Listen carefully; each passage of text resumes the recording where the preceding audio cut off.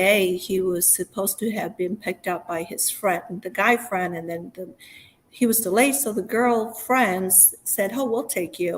And so he was in the back seat, sleeping with the girl next to him. She was also sleeping. And one of his good friends texted me, because it was half an hour before this accident at 5 o'clock p.m.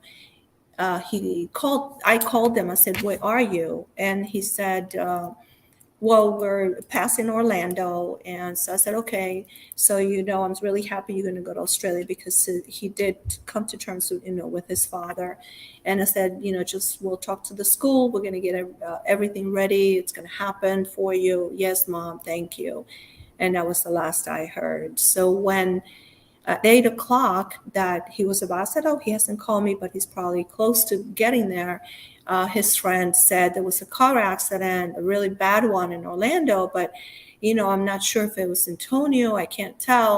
And so I said, "No, it can't be. There's no way. They said it can't be my son. There's just no way."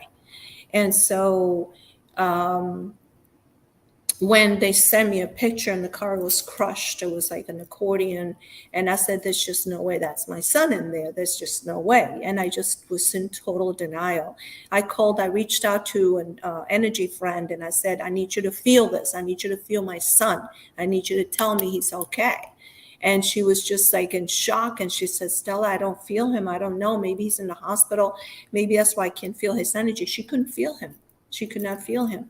So I was like, "No, there's just no way." So I called his father, and his father said, let's go to Orlando.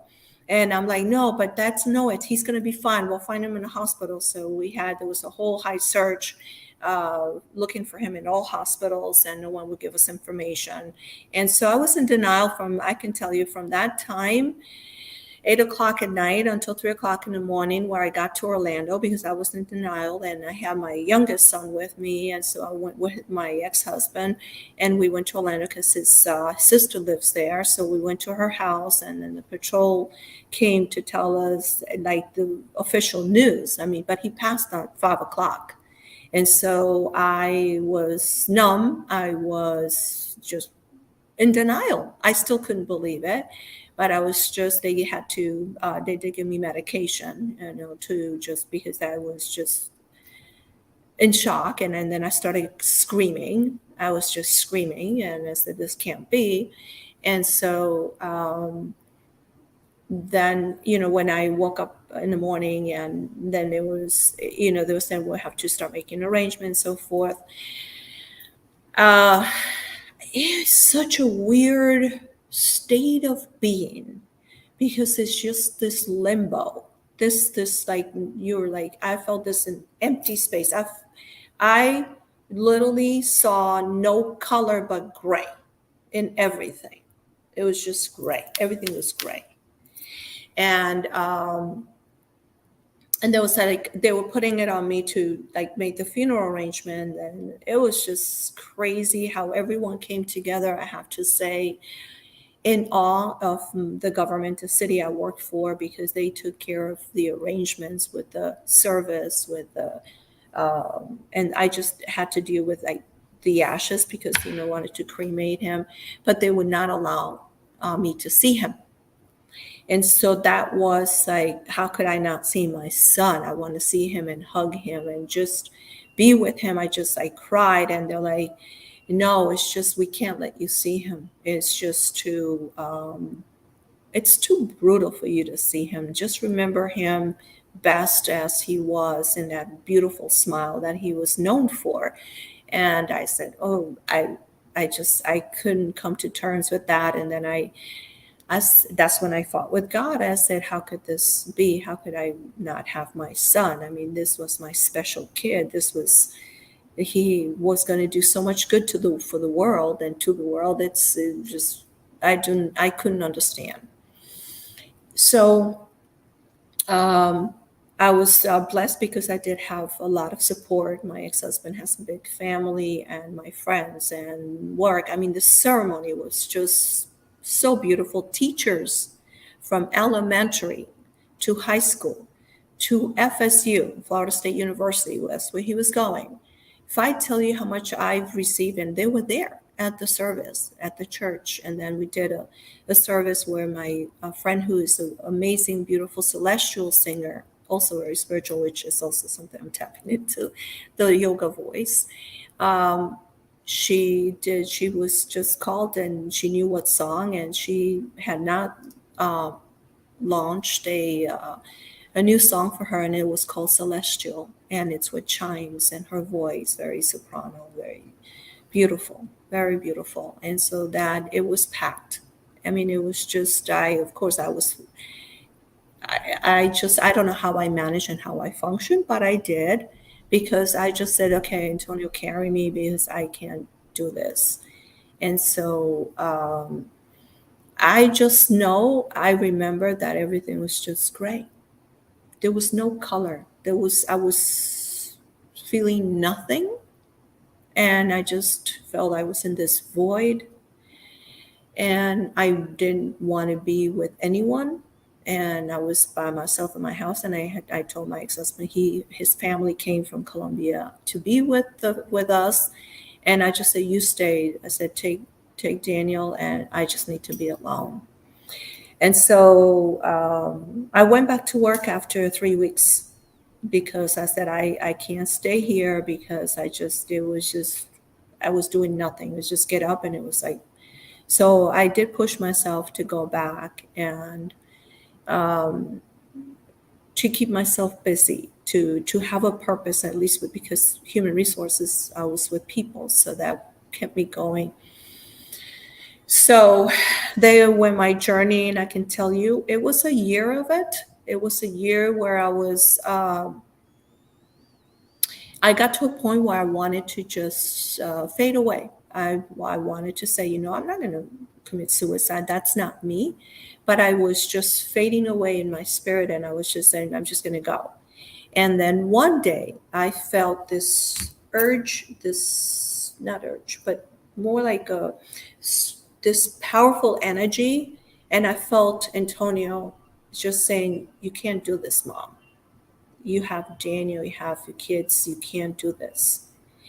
And every time I would leave the house, there was this yellow butterfly that I told Gloria about. The yellow butterfly would just be there. And I was like saying, okay, so he's giving me signs. And then I was like starting to come out and say, wait a minute, he's really strongly giving me a message. And then when I looked back into this message of it's all good, I said, man, this it's no accident, and I have all the tools that I can actually serve a higher purpose. And I actually, because of course all my friends around me are all in energy work, I had a friend as a channeler, and she was her focus in channeling was on those that transcended, and she gave me a very strong message from Antonio, and it was sounded just, it was him, and she didn't know him. She lives in West Palm, and I went to see her, and she said, of course, and she just felt his energy. He's such a strong, beautiful spirit, and he said, just for you to continue, because to soar. I mean, I have the recording of his messages that I listen to them, because I know that's him, and it really has carried me through.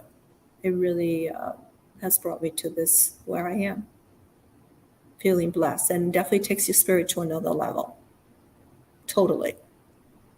Definitely.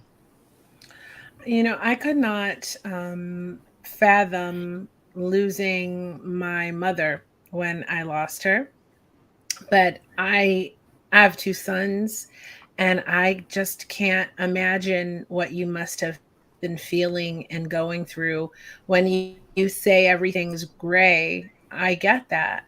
Like, I imagine just going through life almost in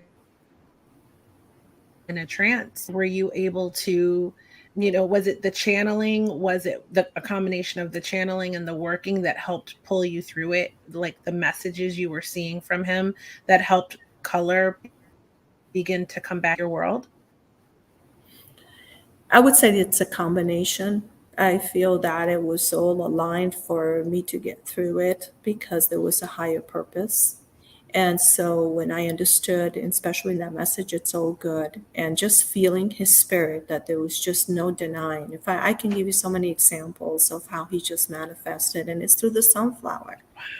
And it's like you're in the right place. I would just started traveling with my little one, and one day at the airport, random, there was just someone carrying sunflowers. And in a place that we went to in California, we went to this little town that I really wanted to go, where Yogananda has one of his fellowship facilities, and sunflowers was at the entrance of this little town. And it was just, to me, it was a message: you're on the right path. Continue. This is the right path. This is where you're supposed to be. And not only that, it carries further that those that are in contact with me, that are in my experience, they start having the experience of sunflowers. I can tell you so many stories where people just know. They say, Stella, look, sunflowers. I just got the sunflowers out of nowhere. My son's girlfriend is like, they sent me happy birthday messages. Guess what? They sent me sunflowers in the messages. Out of all the flowers, it's just, and so many other things, so many stories that I have that just have kept me going. Like, you're on the right path. You're good. You're gonna get through this. You're gonna be fine. You have a higher purpose. You need to listen. You need to listen, and that's what I just been getting more. And so, really, right now is that totally internal. My